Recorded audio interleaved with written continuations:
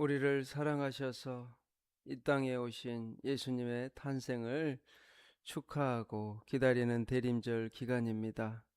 죄로 인해 죽을 수밖에 없었고 소망이 없고 희망이 없던 우리에게 다가오셔서 삶의 소망과 희망과 소망을 허락하여 주신 하나님 아버지 감사를 드립니다.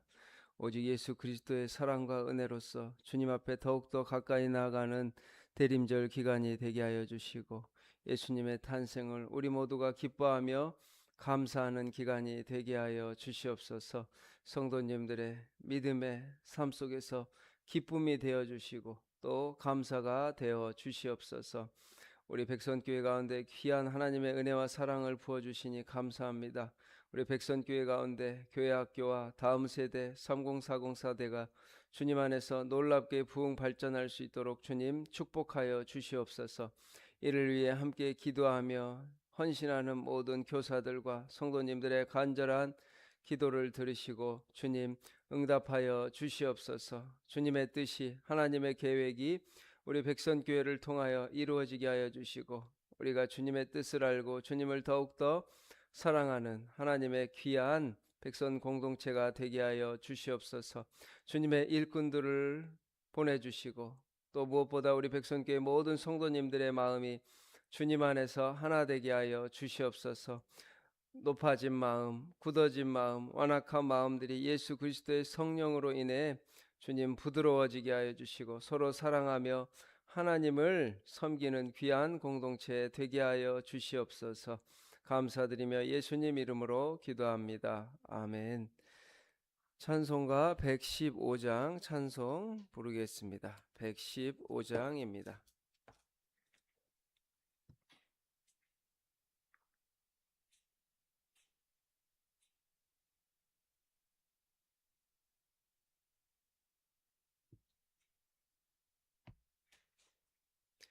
115장입니다. 기쁘다 구주 오셨네. 만백성 맞으라. 온 교회여 다 일어나 다 찬양하여라. 다 찬양하여라. 다 찬양하여라. 그 세주 탄생했으니 다 찬양하여라. 이 세상의 만물들아 다 화답하여라. 다 화답하여라. 다 화답하여라. 온 세상 죄를 사하렴 주 예수 오셨네. 죄와 슬픔 몰아내고 다 구원하시네. 다 구원하시네. 다 구원하시네. 은혜와 진리 되신 주 다 주관하시니 만국 백성 그 주 앞에 다 경배하여라. 다 경배하여라. 다 경배. 우리 1절만 하겠습니다. 기쁘다 구주 오셨네. 기쁘다 구주 오셨네. 만백성 맞으라.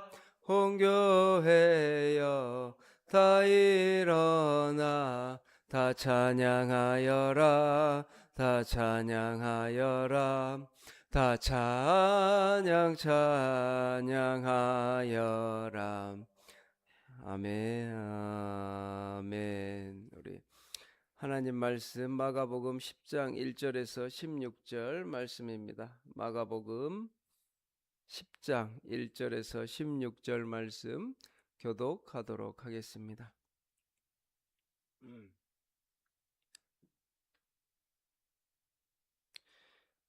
예수께서 거기서 떠나 유대 지경과 요단강 건너편으로 가시니 무리가 다시 모여들거늘 예수께서 다시 전례대로 가르치시더니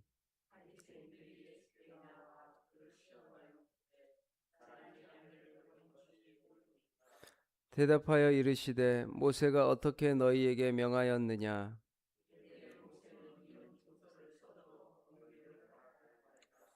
예수께서 그들에게 이르시되 너희 마음이 완악함으로 말미암아 이 명령을 기록하였거니와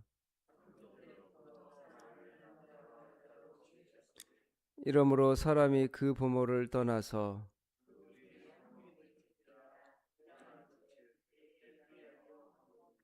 그러므로 하나님이 짝지어 주신 것을 사람이 나누지 못할지니라 하시더라. 이르시되 누구든지 그 아내를 버리고 다른 데에 장가드는 자는 본처에게 간음을 행하며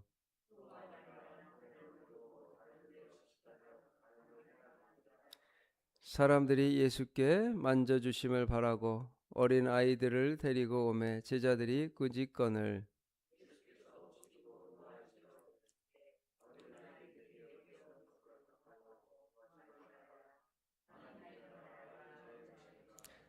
내가 진실로 너희에게 이르노니 누구든지 하나님의 나라를 어린아이와 같이 받들지 않는 자는 결단코 그곳에 들어가지 못하리라 하시고 어린 아이들을 안고 그들 위에 안수하시고 축복하시니라. 아멘.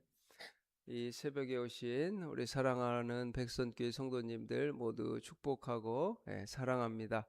온라인으로 예배드리는 성도님들에게도 크신 은혜가 있기를 바랍니다. 아멘. 네. 네.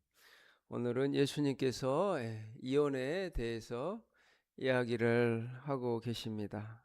그 당시 예수님의 이 가르침에 대해서 우리 바리새인들 당시에도 이혼을 허용은 했습니다.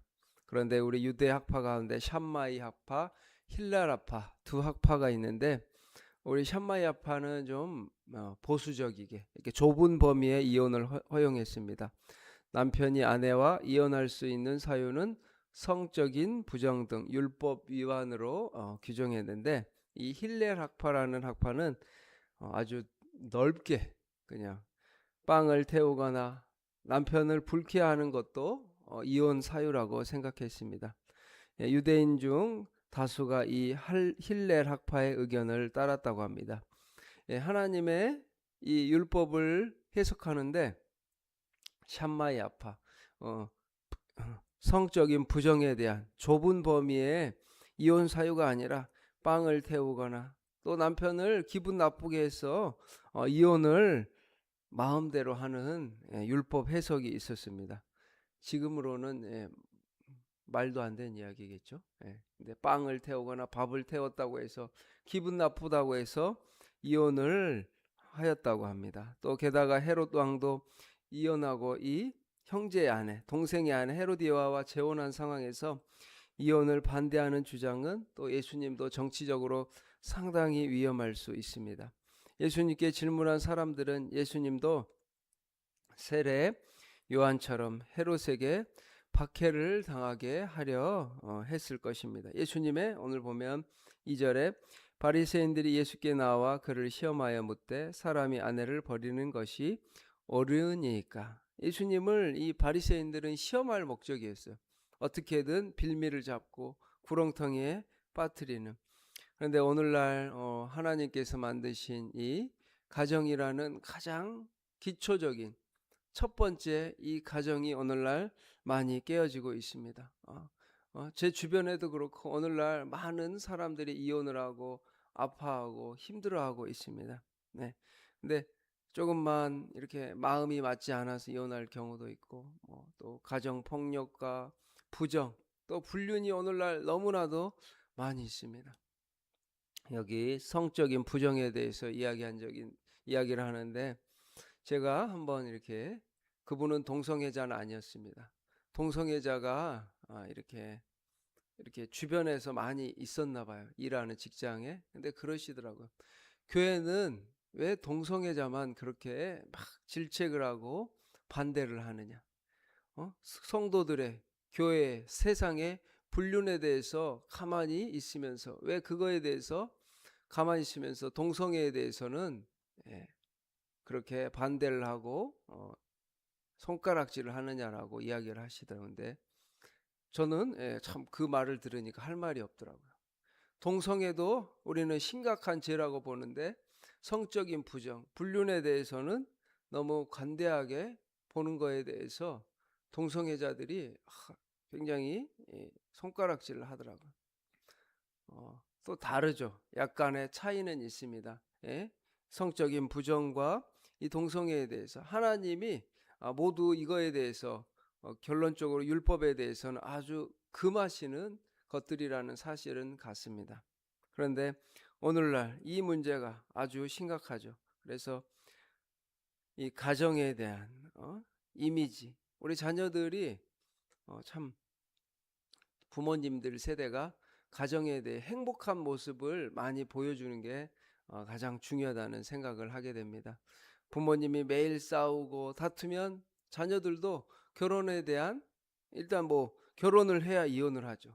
요즘에는 결혼 자체도 너무나도 힘겨운 게 되었고 또 결혼도 특별한 것이 되었습니다. 네. 그런데 서로 사랑하고 서로 부모님이 행복한 모습을 보여줄 때 자녀들도 자연스럽게 결혼에 대한 긍정적이고 좋은 이미지를 갖게 되더라고요. 그래서 저희 집에서도 우리 막내 민우가 자기도 결혼을 해야 되겠대. 지금 이제 11살밖에 안 됐는데, 근데 민서도 그런 얘기를 하더라고요. 민준이도 전혀 별 이야기 안 하는데 갑자기 자기는 누구랑 결혼해야 할지 고민된다고. 네, 제가 그 질문을 보면서 우리 가정이 행복한가 보다. 니네들이 그래도 그런 얘기를 하는 거 보니까 결혼을 하고 싶어하는 마음이 있다라는 거 그냥 감사하더라고요. 그냥 그러면서 오늘날 우리 이혼, 뭐 결혼을 해야 이혼을 하지. 예. 그런 시대까지 되어버린 거예요. 그래서 3절 4절 보면 모세가 어떻게 너에게 명하였느냐, 이르되 모세는 이혼 증서를 써 주어 버리기를 허락하였나이다. 예. 이혼은 그냥 가정이 이렇게 두 사람만의 또 아픔이 아니라 자녀들도 있으면 이게 참 큰 아픔이 계속 이어지는 걸 저도 가까이서 보게 됩니다. 그래서 오늘날 목회자에게도 참 고민이에요. 많은 가정들이 깨어져 있기 때문에 이것이 참 우리 자꾸 교회가 이렇게 온전한 예전처럼 그냥 우리가 가지고 있던 정통적인 가족에 대한 이미지만 가지고는 사역을 할 수가 없는 거예요. 지금 시대가 너무 달라져 있기 때문에 가정의 형태도 다양해졌습니다. 혼자 사는 가정이 몇 프로예요? 오늘날 40%입니다. 교회도 혼자 사는 사람들에 대한 이 목회에 대한 생각을 또 관심을 가지고 사역을 해야 되고, 또 홀로 된 가정들, 또 사별한 가정들, 이 많은 가정들에 대해서 이야기를 해야 됩니다. 오늘 본문에서는 이 이혼에 대해서 이야기했지만, 그래서 오늘날 우리 교회는 다양한 가정의 형태의 모습들을 돌보고 또 양육하고 그들을 케어해야 할 필요가 있다라는 거예요. 그래서 그 당시에도 이혼이 아주 쉬웠습니다. 아까 말한 것처럼 힐레락파는 그냥 이혼 증서만 써주면 됐던 거예요. 하나님께서는 이 가정을 지키기 위해서 이혼 증서에 대해서 말씀을 했는데, 바리새인들, 율법학자들은 이것들을 왜 이렇게 해석을 했는지 저도 의아합니다.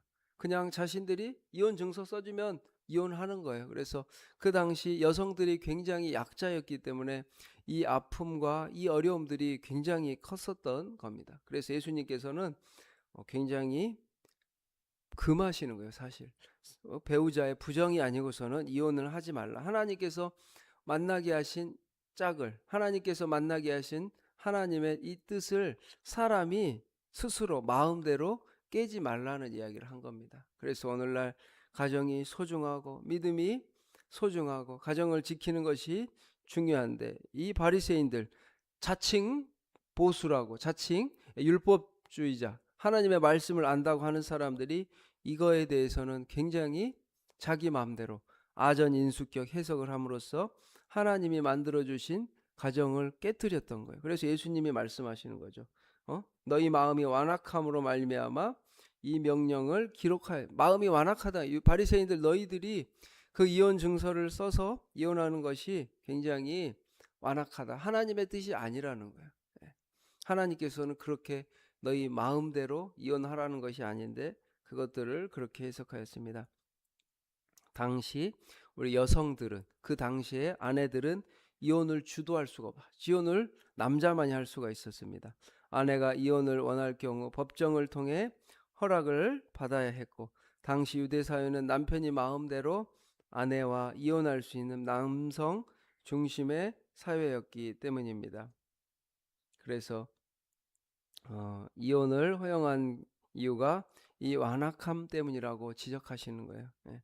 인간의 완악함을 고려해 최소한 넘지 말아야 할 선을 그어주신 것입니다. 가정을 지켜라. 그리고 너희들도 이 하나님 앞에 성적으로 순결하라는 거지 막 그거를 하라는 뜻이 아니었습니다. 그래서 이혼당한 아내가 재혼했다면 또다시 이혼당하거나 남편과 사별했더라도 다시 데려올 수 없다고 규정합니다. 우리 요한복음 4장에 나오는 우물가 여인, 그래서 5번이나 이혼한 거야. 하나님께서는 못하겠는데 남성들이 아주 자신의 편리함과 완악함으로 하는 모습이었습니다. 지금 보니까 잘 와닿지가 않는 것 같아요. 요즘에 잘 없는 이야기니까 거의 성경에만 나오는 신기한 본문이어서 잘 전혀 공감을 안 하시는데, 그 당시 이혼하면 데려올 수 없게 되므로 신중하게 결정을 했어야 합니다. 율법 조항은 이혼을 신중하게 검토하게 하는 한선을 그어준 거예요. 너희가 신중해야 된다. 이거에 대해서는 함부로 가정을 깨뜨려서는 안 되고 오직 하나님 안에서 최소한의 그 법을 그어 주셨습니다. 그러면서 오늘 말씀처럼 창조 때부터 사람을 남자와 여자로 지으셨으니 둘이 한 몸이 될지니라. 이러한즉 이제 둘이 아니요 한 몸이니 그러므로 하나님이 짝지어 주신 것을 사람이 나누지 못할지니라 하시더라. 집에서 제자들이 다시 이 일을 모르니 이르시되 누구든지 그 아내를 버리고 다른 데에 장가드는 자는 본처에게 간음을 행하며. 그 당시 바리새인 남성들에게는 굉장히 충격이었을 거야. 너희들이 아내를 버리고 다른 데에 장가드는 것. 그 당시에 바리새인 남자들은 이혼 증서를 써주면 나는 죄가 없다라고 생각했어요. 본인의 완악함과 나쁜 마음으로 이혼해주고 증서만 써주면 남자는 잘못이 없다라고 생각했는데 예수님께서는 아니다. 너희가 새롭게 장가드는 것이 본처에게 간음을 행했다라고 말합니다. 그래서 아내가 남편을 버리고 다른 데로 시집가면 간음을 행함이니라. 이 이야기를 하면서 해석에 대해서 새롭게 말씀해 주고 계십니다. 그래서 창세기 말씀에 하나님은 이혼을 금하신 거예요. 그래서 가정을 지키고 다 맞을 수가 없잖아요. 남편 아내가 남성 여성이 다르고 또 생각이 다르고 많은 갈등과 또 어려움도 있지만 하나님은 가정을 지키라고 말씀하셔요. 우리 소중한 가정을 지키라고 말씀해 주시면서 재혼을 허가하는 이혼 증서를 작성을 명함으로 이혼을 함부로 하지 못하게 방어막을 쳐서 여인을 보호하는 것이 율법입니다. 왜냐? 그 당시에 여성들이 굉장히 약자였기 때문이에요. 약자를 보호하시기 위해서 하나님께서는 이렇게 말씀해 주셨습니다. 예수님의 가르침은 여인을 철저하게 보호하는 강력한 장치였고 이 가르침의 목적은 쉽게 이혼당할 수 있는 불안한 처지에 있는 약한 여인들을 보호하는 것이었죠. 지금은 이제 여인들의 우리나라 같은 경우는 굉장히 인권이 이제 세져서 뭐 이거는 이제 많은 해석의 다양함이 있지만 결론은 중요한 것은 가정을 지킬 수 있다면 최대한 주님 안에서 지켜야 되고 그리고 또 그렇지 않으면 하나님의 뜻에 최소한적인 적용을 하나님께서는 말씀하고 계십니다. 네. 기도하겠습니다. 사랑과 은혜가 많으신 하나님 아버지, 우리 하나님께서 우리를 남자와 여자로 만들어 주시고 가정을 이루게 하셨는데 오늘날 많은 가정들이 주님 깨어지고 있습니다. 우리 세상의 악함으로 인해 우리 하나님의 믿음의 자녀들도 많은 어려움들을 겪고 있습니다. 주님, 우리 가정을 지켜주시고 또 홀로 되신 이들을 긍휼히 여겨 주셔서 하나님의 사랑과 은혜로 덧입혀 주시옵소서. 오직 예수 그리스도만 주님께서 만나게 하여 주시고 주님께서 위로하여 주시고 그 가정들이 주님 안에서 하나 되게 하여 주시옵소서. 하나님의 율법의 정신인 하나님을 사랑하고 이웃을 사랑하는 마음을 우리에게 더하여 주셔서 이 율법을 가지고 자신이 악용하고 마음대로 사용하지 않게 우리에게 완악한 마음을 주님께서 성령의 마음으로 변화시켜 주시옵소서. 하나님, 우리 성도님들의 가정을 지켜주시고 보호하여 주시고 또 아버지 그 가정 가운데 어려움이 있다면 주님께서 특별히 긍휼히 여겨주시고 보호하여 주시고 지켜 주시옵소서. 하나님께서 그 연약한 여인을 지켜주시고 보호하기 원하셨던 마음과 율법의 정신을 우리가 기억하게 하여 주시고 우리 모든 가정들을 주님 안에서 거룩하게 지켜나가게 하여 주시옵소서.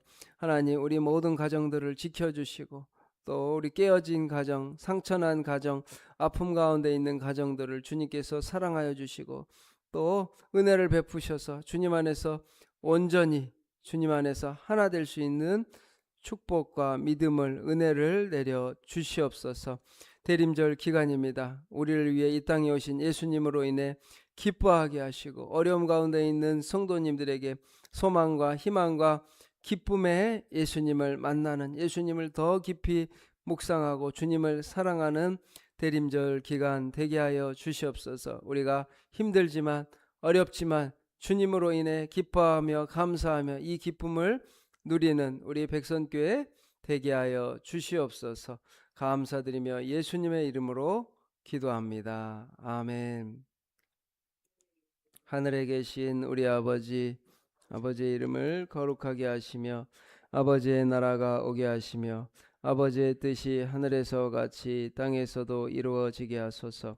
오늘 우리에게 일용할 양식을 주시고 우리가 우리에게 잘못한 사람을 용서하여 준 것 같이 우리 죄를 용서하여 주시고 우리를 시험에 빠지지 않게 하시고 악에서 구하소서. 나라와 권능과 영광이 영원히 아버지의 것입니다. 아멘.